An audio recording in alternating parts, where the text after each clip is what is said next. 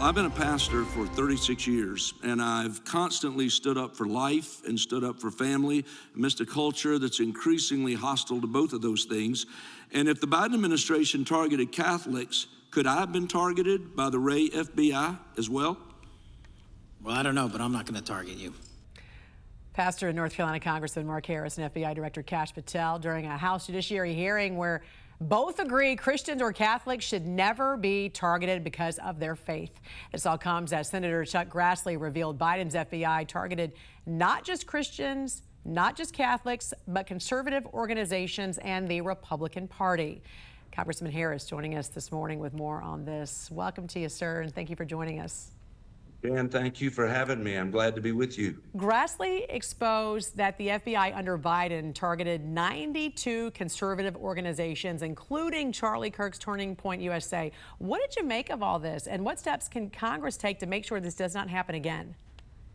Well, that was really the reason for the question that I asked Kash, was the fact that we saw in the Biden administration the political weaponization of the Justice Department instead of hunting violent criminals. One of the things that became very clear in that hearing yesterday was just the substantial number of the increase in the percentage of crimes that are being stopped and violent crimes that are being stopped under this administration. And I think you have to trace it back to the prior administration's Justice Department. FBI was far more interested in going after groups and like the GOP, different groups that Senator Grassley pointed out, and also going after individuals that they considered to be a threat to their ideology. And you've been a pastor for nearly 4 decades. We know evil has always existed.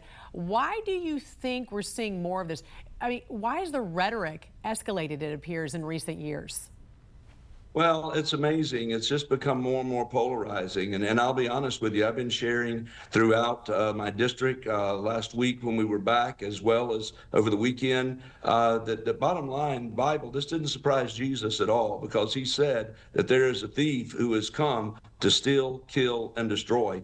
And that's what we're seeing. There's so much that is happening right now of stealing, killing, and destroying that it is just ramping up. And of course, he said the rest of that verse was that he came to give life and to give it more abundantly. So obviously, it has picked up more and more with the violence, and it's important for us to have conversations again. That's what Charlie Kirk was all about, was having honest political discourse instead of violence. And I think it's quite ironic that he was taken out by such a violent act. You and your colleagues will vote on a resolution to honor Charlie Kirk either today or tomorrow. What impact has his assassination had on not just you as a pastor, but as a leader in this country to make sure innocent Americans are not killed because someone wants to silence them for their beliefs? Well, I think we're looking at all angles of this, but one thing I can say with certainty, and that is that the tragedy that our nation experienced a week ago yesterday is a tragedy that in many ways has awakened a sleeping giant. I mean, you're seeing a renewed interest and renewed engagement in the process, especially among young people. And as I've been sharing with folks, somebody's going to fill Charlie's shoes. They're going to need to. And God raised him up for such a time as this, and I fully believe that there will be leaders that will pick up that mantle and carry really the cause that he was doing, and that was to have civil discourse once again, and that's what we're desperate for in this country. Are you seeing a revival in your state? We are. I mean, we're seeing a number of people. In fact, I talked to folks Monday and Tuesday when I got up here, and they were talking about where they went to church. They were packed this past Sunday. So folks are not stepping back or shrinking back. I think they're stepping up. I want to talk also about what happened in your home state there in North Carolina. You did say the justice system failed Irina Zarutska, which allowed a repeat criminal offender to roam the streets free and stab her to death on that public transit train. Should those judges who allowed that suspect to go free be held accountable? And what does justice look like in this case?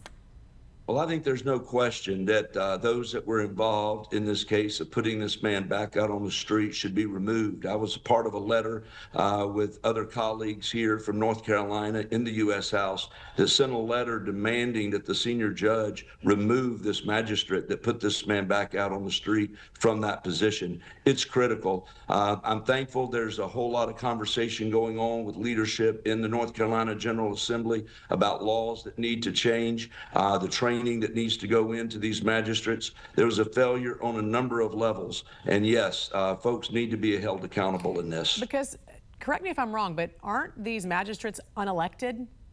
They are. They're appointed. And that's a tragedy. And you've got people in here that don't know the law. And I guess the real question of failure in this is here's an individual that 14 times had been arrested, spent 5 years in prison for armed robbery, violent crime, and was known for the mental illness that he had. And the fact that was put back out on the street even as late as July. July sat before this magistrate and signed a statement that he would show up in an appearance and was put right back out on the street. And so if they're unelected, then if they're obviously, voted on, then you can recall them. But if they're not elected, how do you remove them in the state of North Carolina?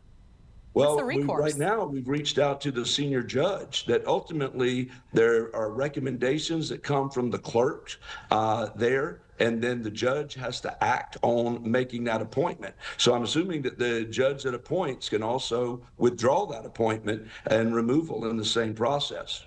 All right. Well, I know a lot of residents in North Carolina want to see some change. So hopefully you can get on that, Congressman Mark Harris. We certainly appreciate your time with us this morning. God bless you. Well, it's a pleasure to be with you. God bless you. Thank you.